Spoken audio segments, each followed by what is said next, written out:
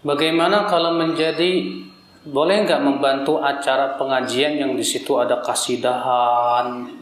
Aduh Pak, janganlah Pak.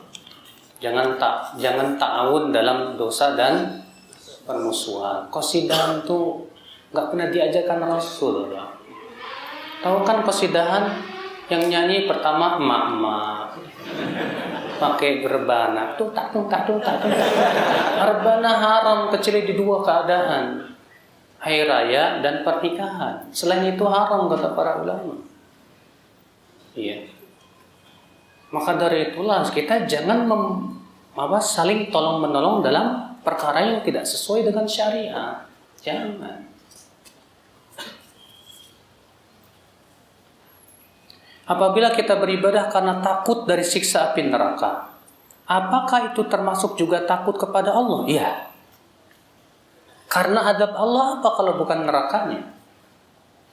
Maka kalau kita takut dari api neraka, bukankah Allah berfirman, ya, wattaqun naral lati uiddat lil kafirin waquduhan nas wattaqun nar.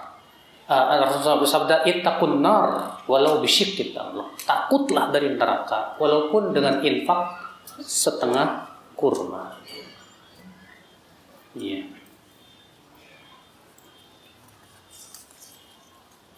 Panjang benar.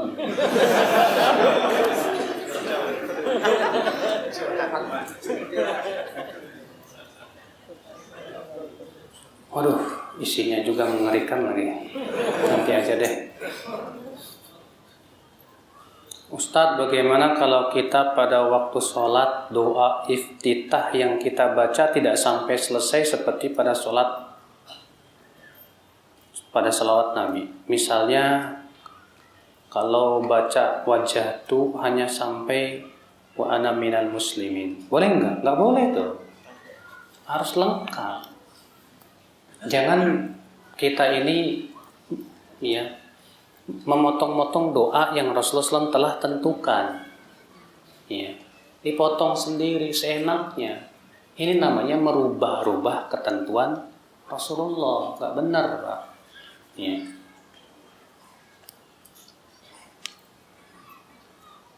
Dalam hadis apa ya Ustadz disebut tentang sholat subuh dengan nama subuh bukan fajar? Banyak, dalam Sahih Bukhari Muslim juga banyak. Ya, min sholatis subh dalam riwayat Bukhari dan Muslim itu. Ya.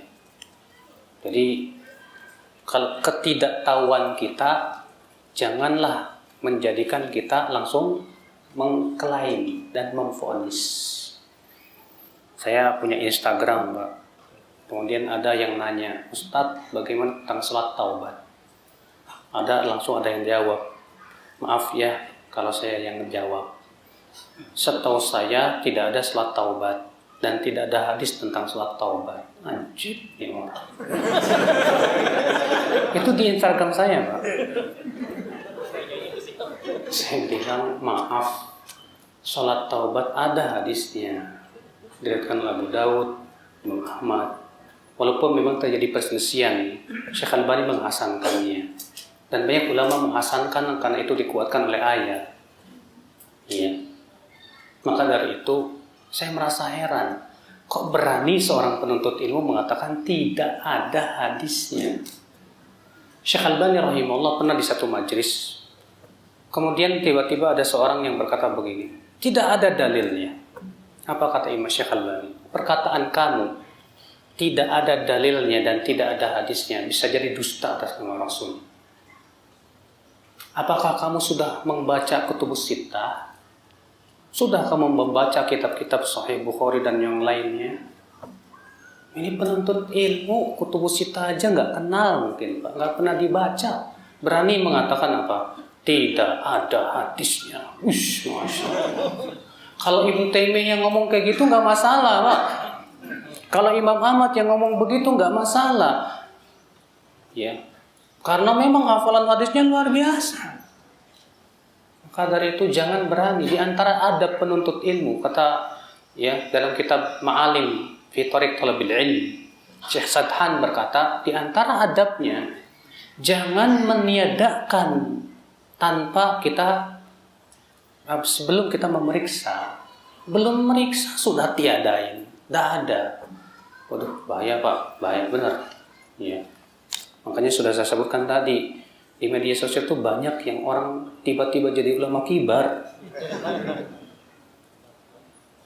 Bagaimana cara menasihati para akhwat yang sudah berjilbab syar'i, bahkan berniqab, dan sering datang ke kajian sunnah, bahkan jadi panitia, tapi saat di kajian sering seru ngobrol sendiri. Wah, dengan teman-teman. Bahkan berteriak-teriak di tengah jamaah lain. Ya Allah, ini merusak citra niqab ini. Gak bener banget ini. Ya, wallah gak bener seperti ini. Tahu nggak Pak? Di zaman dahulu, para ulama hadis itu tegas banget sama murid-muridnya.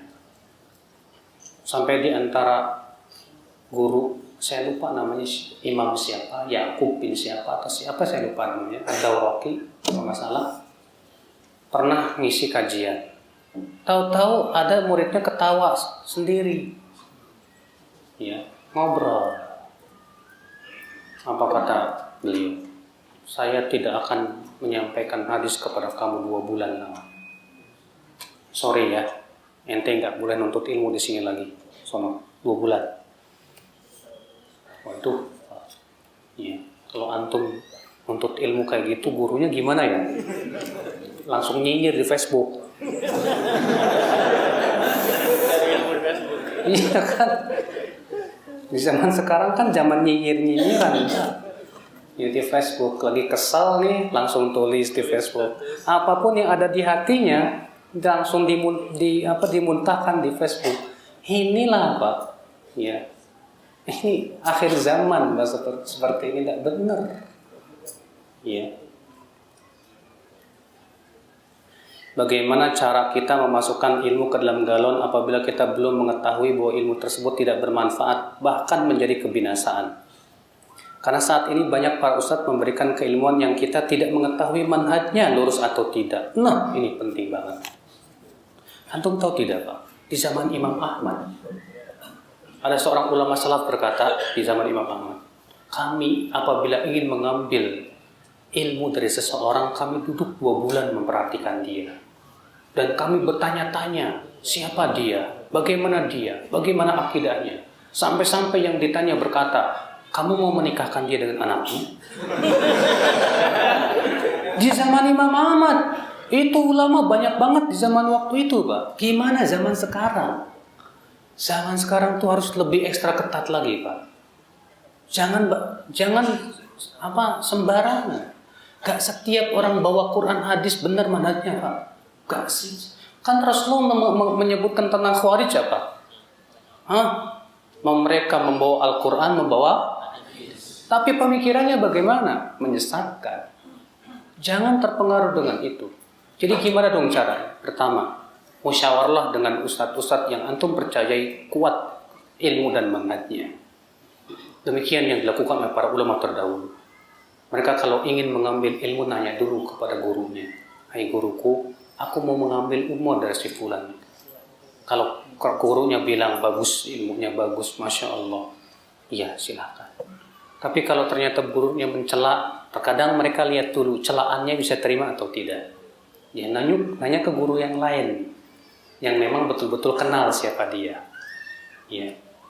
Karena terkadang ada guru yang mencela orang lain karena apa? Karena kedengkian. Bisa terjadi itu, bisa. Seperti halnya di zaman dahulu, Pak.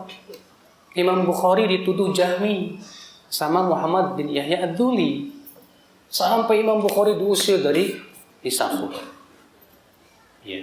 Gara-gara Imam Bukhari ditanya oleh seseorang, hai Bukhari, apa pendapatmu tentang lafzi bil Quran makhluk? Lafadzku dengan Al-Quran makhluk. Kata Imam Bukhari, Al-Quran firman Allah, adapun suara kita suara makhluk. Oh, dipahami salah, disampaikan kepada Yahya Ad-Duli. Yahya Ad-Duli kebetulan memang lagi dengki sama Imam Bukhari.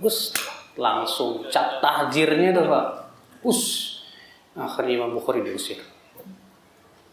Iya. Sampai beliau pun pulang ke Bukhara. Di Bukhara diusir juga. Sampai beliau putuskan pulang ke desanya di Khortang. Di tengah jalan beliau meninggal dunia. Gara-gara itu nanti. Ya. Nah itulah ya akhul Islam azakumullah wa iyyakum.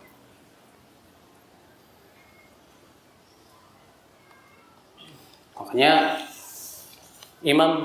para ulama mengatakan kalau ingin berguru hendaknya terpenuhi 3 syarat yang ada pada guru kita. Yang pertama, betul-betul mumpuni dalam keilmuan, kokoh ilmunya. Kata Imam Nawawi, la yanbaghi li talibil ilm an yatluba illa mimman kamalat ahliyatuh. Tidak layak seorang penuntut ilmu untuk menuntut ilmu kecuali dari orang yang telah mumpuni ilmunya, kuat ilmu. Yang kedua, lurus dan akidah dan manhajnya. Karena apabila menyimpang, jangan diambil karena itu berbahaya untuk diri kita. Seluruh ulama sepakat tidak boleh mengambil ilmu dari ahlul hawa, pengikut hawa nafsu. Demikian pula orang-orang yang punya pemikiran menyimpang. Yang ketiga, akhlaknya baik Pak, supaya kita bisa mengikuti. Ya. Baiklah, sudah 5:30. Semoga yang saya sampaikan bermanfaat Bapak dan Ibu sekalian. Mohon maaf tidak ada kata-kata yang tak berkenan di hati.